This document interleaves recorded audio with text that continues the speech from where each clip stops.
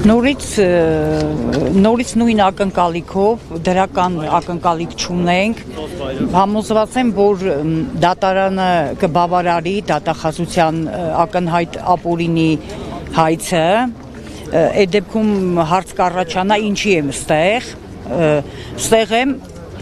որ ցույց տանք այդ թրքաբարո Թուրքի ծրագիր իրականացնող իշխանություններին, որ ամեն դեպքում այս երկրում բոլորը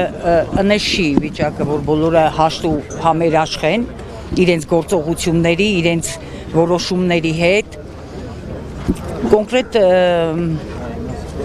Կոնկրետ պարոն Կարապետյանին սատարելու կարծում եմ շատ քիչ մարդ հաստեղ, իր հետագիծը որ հաշվի առնենք, այս մարդուն ապօրինի դատում են ընդամենը մեկ նախադասության համար, որ մինչև վերջ կանգնած եմ իմ ժողովրդի ու եկեղեցու կողքին։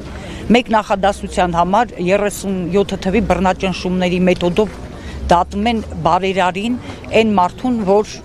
երևի այս երկրի համար չգիտեմ քանի հոգի ունի իր չափ արած։ Եկեղեցու համար արած, Արցախի համար արած, Հայաստանի համար արած, չգիտեմ, այսօր արդարության ակնկալիք չունեմ, բայց արդարությունը նենց չի քաղաքական կամ հասարակական կատեգորիա է,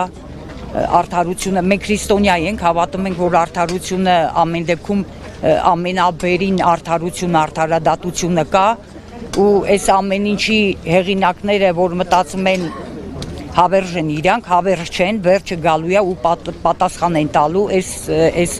այս ամեն ապօրինությունների համար, պատասխան համ օրենքի մարդկանց, համ էլ Աստծո առաջ։ Շնորհակալություն։